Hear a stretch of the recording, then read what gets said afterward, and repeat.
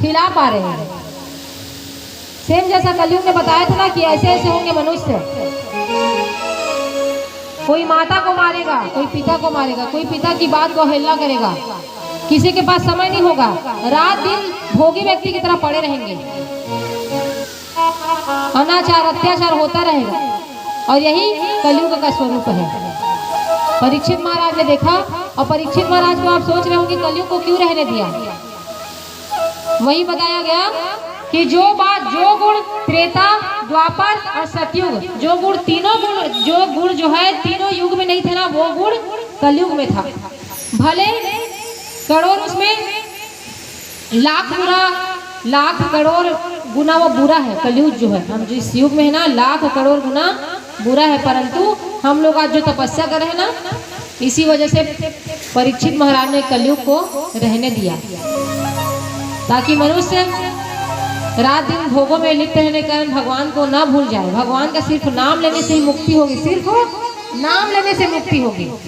जो मनुष्य नारायण बोल लेगा, जो मनुष्य कृष्ण बोल लेगा, वो ऐसे ही उसका तपस्या प्रारंभ हो जाता है, वहां से उनका पाप कटना प्रारंभ हो जाता है। तो इसीलिए द्यूतम पानम स्त्रियां सुना, 4 जगह दिया गया, 5वां जगह स्वर्ण दिया गया। जब कलयुग चला गया तत्पश्चात अब कलयुग सोचता है, हो ना हो एक आध दिन मैं राजा के सिर पर आके बैठूंगा।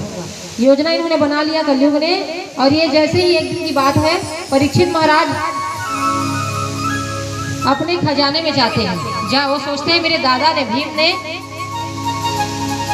मेरे लिए क्या छोड़ा है, खजाने में क्या क्या। तो उन्होंने देखा जरासंध का जो मुकुट था ना, जिसको जरासंध को मार कर जो मुकुट लाए थे, जरासंध का जो पुत्र है मुकुट को बहुत मांगता है, मेरे पिताजी का मुकुट मुझे वापस कर दीजिए। स्वर्ण जड़ित मुकुट था वो, परंतु भीम उनकी बातों को अवहेलना करके उस मुकुट को ले आते अपने राजभवन में, और राजभवन में ला करके रख दिए, अपने पेटी में छुपा करके रख दिए।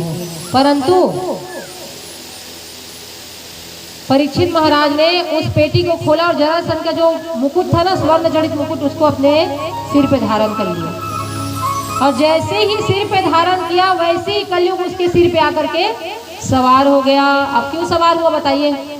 पहले भी तो सोना पहनती थी, राजा था वो, और अचानक से कैसे आ जाएगा बताइए? कोई इसका आंसर दे सकता है?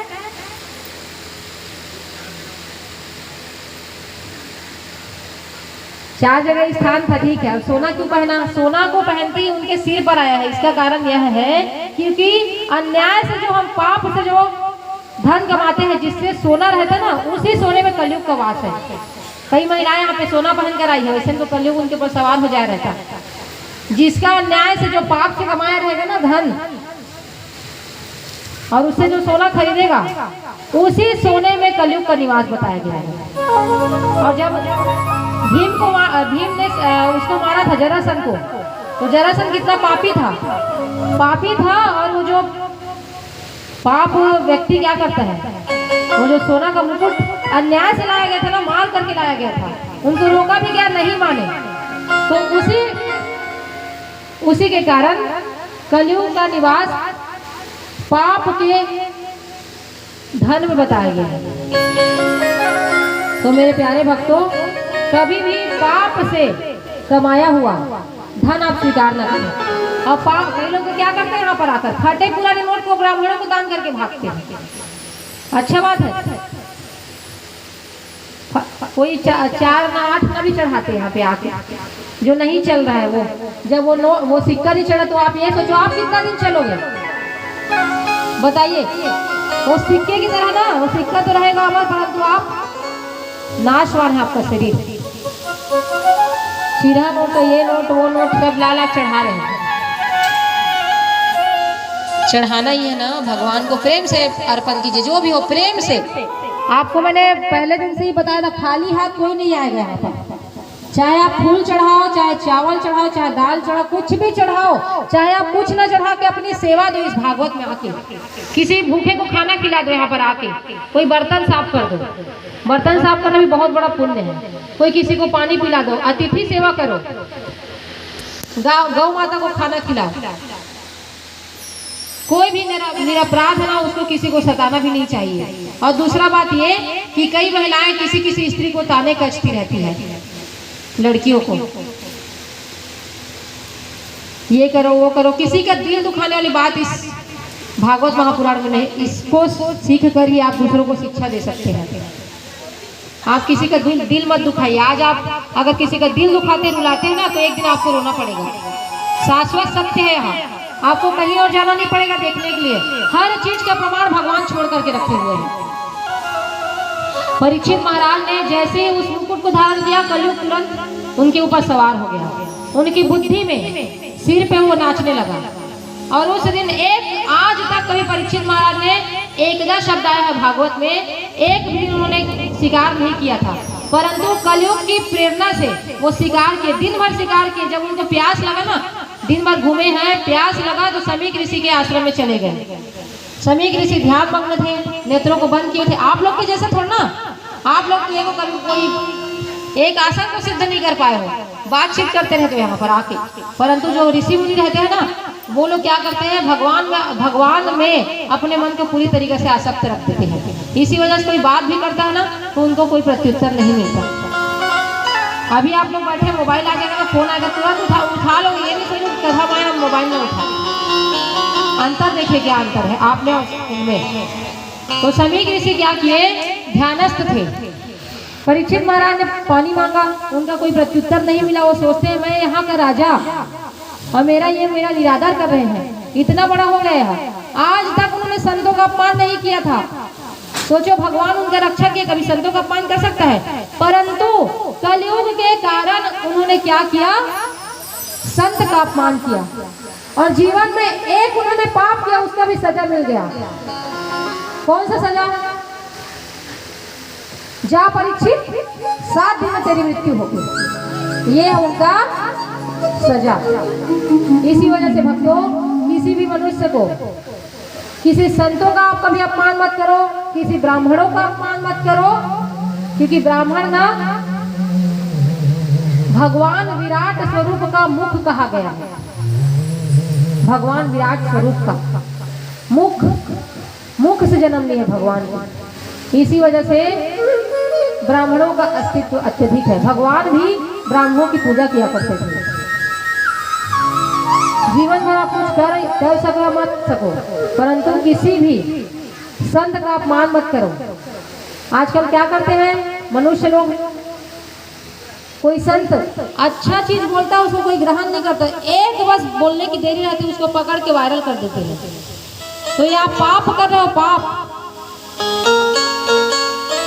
कोई मनुष्य अगर कुछ बोल रहा है या कोई ब्राह्मण कुछ उपदेश दे रहा है, कोई संत कुछ बता रहा है ना, तो अच्छा चीज को क्या करते हैं, ग्रहण नहीं करते। जो गलत चीज रहेगा उसको पकड़ लेके मोबाइल में खींच लेते और जाकर वायरल कर दे पूरे संसार में।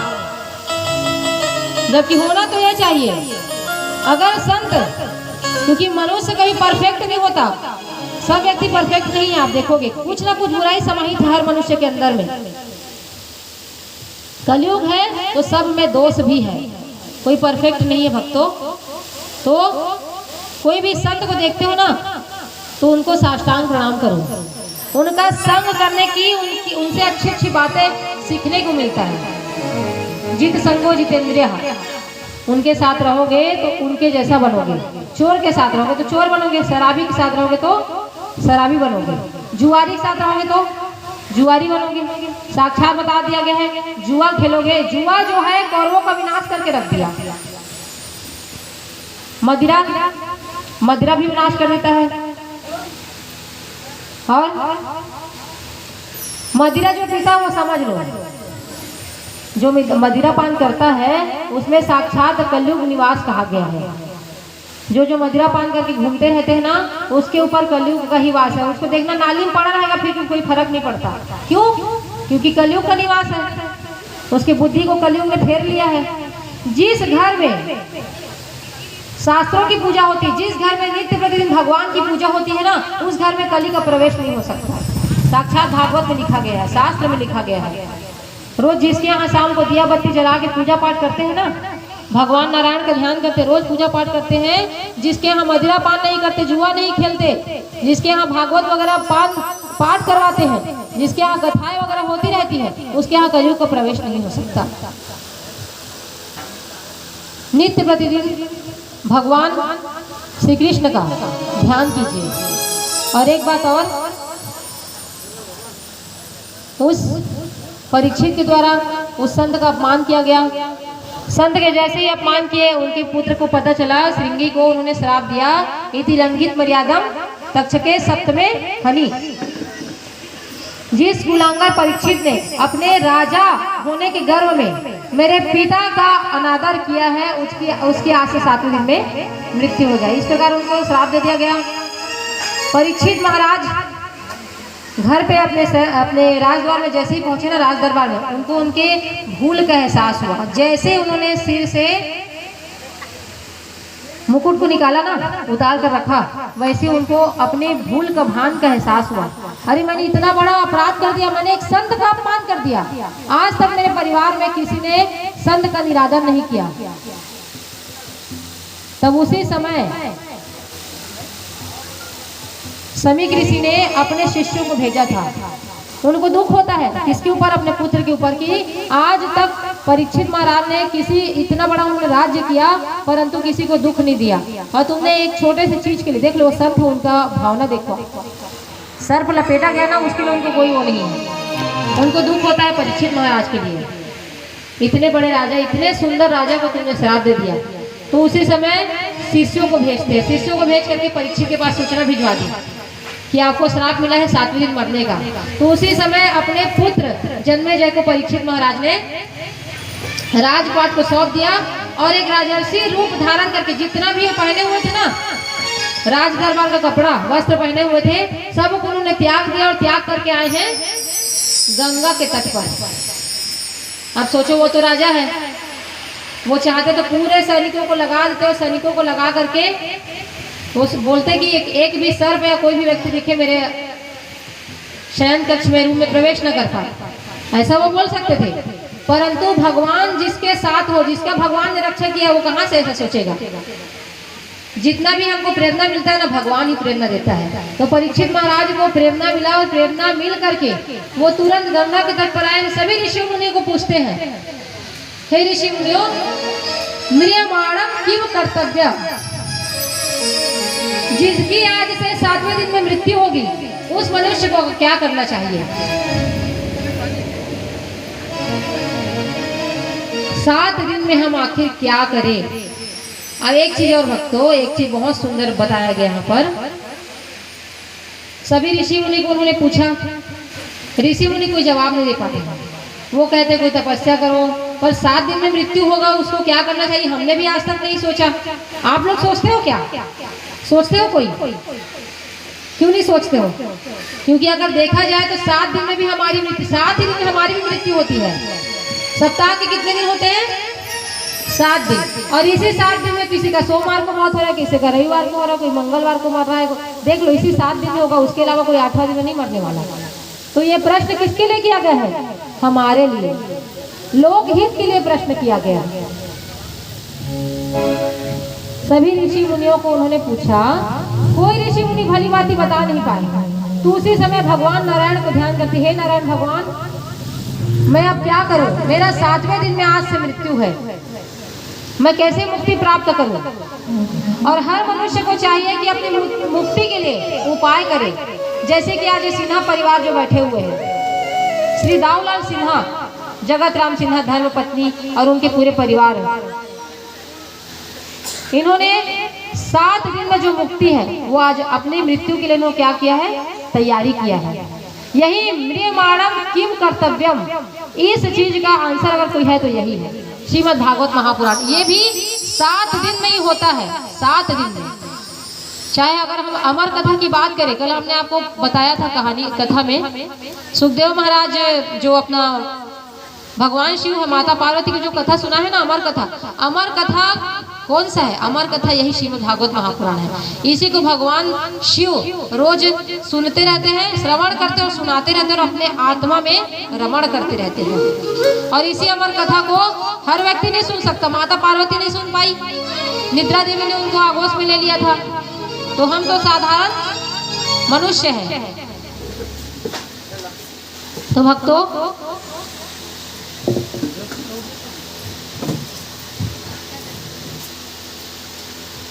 बोलो बाकी बिहारी लाल की जय। राधे राधे।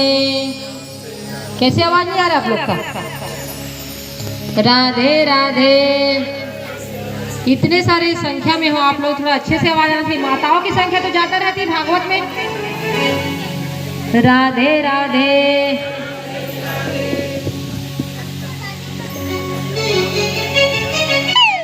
राधे राधे। अब मैं आगे तो नहीं पढ़ूंगी जब तक आप लोग का आवाज नहीं निकलेगा तो। राधे राधे। बोलिए बाकी बिहारी लाल की जय। तो भक्तों, परीक्षित महाराज भगवान नारायण का ध्यान किए। सुखदेव जी वहां प्रकट हो गए। बोलो सुखदेव महाराज की जय। और सुखदेव महाराज को क्या कहते हैं? कर दो दूर प्रभु। परीक्षित महाराज क्या कह रहे हैं सुखदेव जी को? मेरे मन में अंधेरा है, कर दो दूर प्रभु मेरे मन